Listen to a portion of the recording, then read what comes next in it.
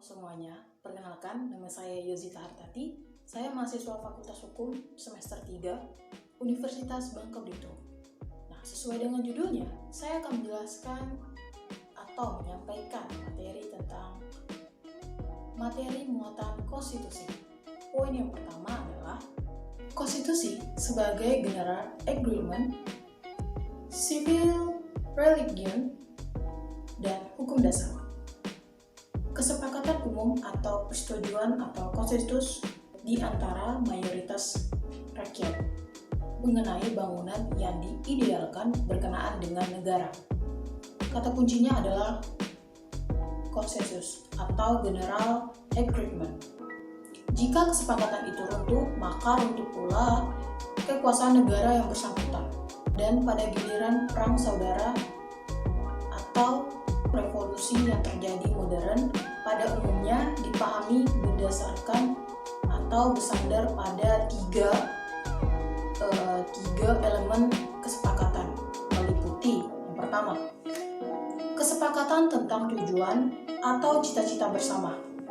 Yang kedua, kesepakatan tentang the rule of law sebagai landasan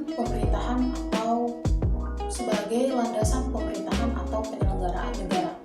Yang ketiga, kesepakatan tentang bentuk institusi-institusi dan prosedur-prosedur ketatanegaraan. Nah, dari tiga keseluruhan tersebut, pada intinya masyarakat, prinsip pengaturan dan pembatasan kekuasaan, pada pokoknya prinsip konstitualisme modern sebenarnya memang menyangkut prinsip pembatasan kekuasaan atau yang lazim disebut sebagai prinsip limited government. Konstitualisme mengatur dua hubungan yang saling berkaitan satu sama lain, yaitu yang pertama, hubungan antara pemerintahan dengan warga negara. Yang kedua, hubungan antara lembaga pemerintahan yang satu dengan lembaga pemerintahan yang lain. Konstitusi dapat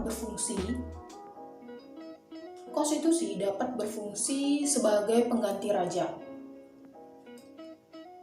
dalam kaitannya dengan fungsi-fungsi yang bersifat seremonial dan fungsi pemersatu bangsa, seperti yang biasa dikaitkan dengan fungsi kepala negara. Dalam fungsinya sebagai kepala negara simbolik, konstitusi berfungsi sebagai yang pertama, sebagai simbol persatuan.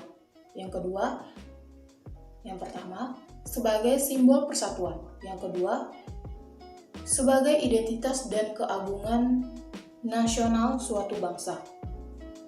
Yang ketiga, puncak atau kehormatan upacara. Tetapi dalam fungsinya sebagai dokumen kitab suci simbolik, konstitusi berfungsi sebagai yang pertama, sebagai dokumen pengendali. Yang kedua, sebagai dokumen perekayasaan dan bahkan pembaruan ke arah masa depan.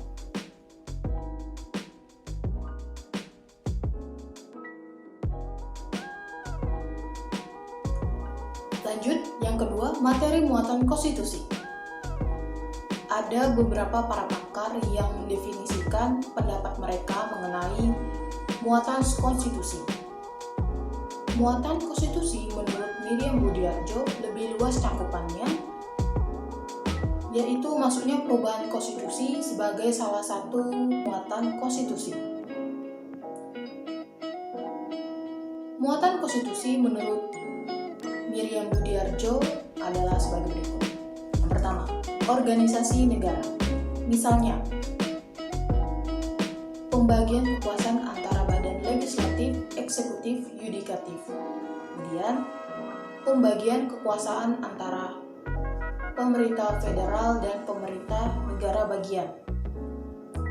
Selanjutnya, prosedural menyelesaikan masalah penyelenggaraan yurisdiksi oleh salah satu badan pemerintahan dan sebagainya.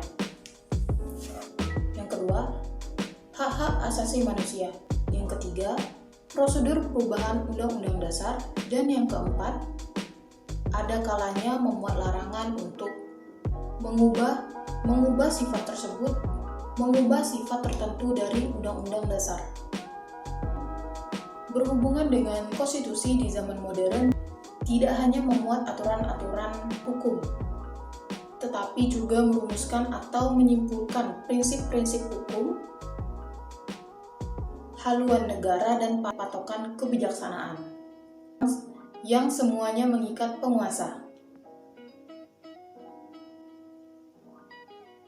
Jadi, dari konstitusi atau undang-undang dasar, suatu negara akan diketahui tentang negara itu, baik bentuk kedaulatannya maupun sistem pemerintahannya. Misalnya, bentuk negara adalah republik yang menganut kedaulatan rakyat dan sistem pemerintahan presidensial. Selanjutnya, dalam setiap negara kita akan menemukan adanya lembaga-lembaga negara sebagai suprastruktur politik.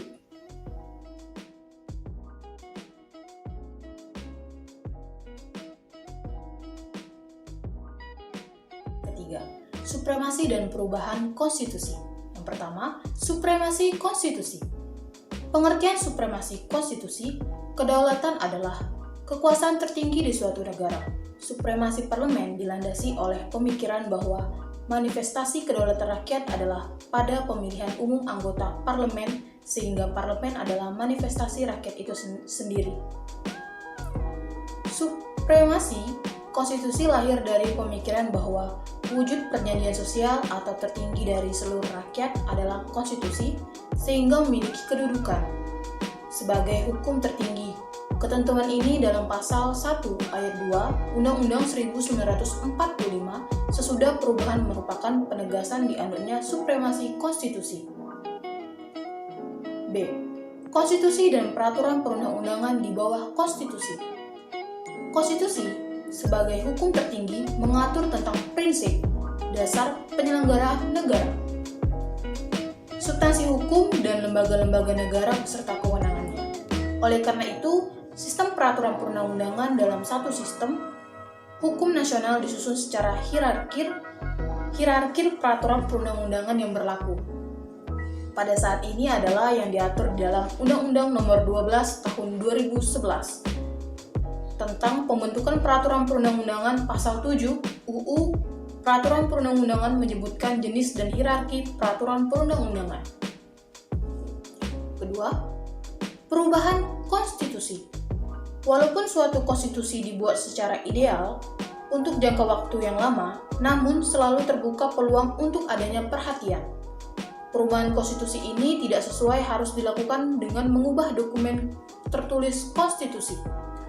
Hal ini sesuai dengan ide konstitualisme yang juga dapat dikembangkan melalui praktik ketatanegaraan, yang dimana ada dua, yaitu pertama, mode perubahan, dan yang kedua, cara perubahan. Lanjut, yang ketiga, perubahan Undang-Undang Dasar 1945. Perubahan ini tidak tepat dikatakan dilakukan 4 kali. Yang benar adalah Undang-Undang 1945 ini diubah 1 kali yang pembahasannya dilakukan selama 3 tahun.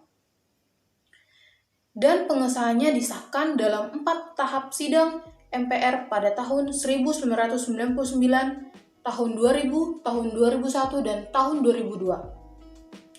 Proses yang panjang tersebut membuktikan bahwa perubahan itu dilakukan dengan cermat dengan kesepakatan dasar yang selalu dijadikan landasan berkelanjutan dalam setiap pembahasan.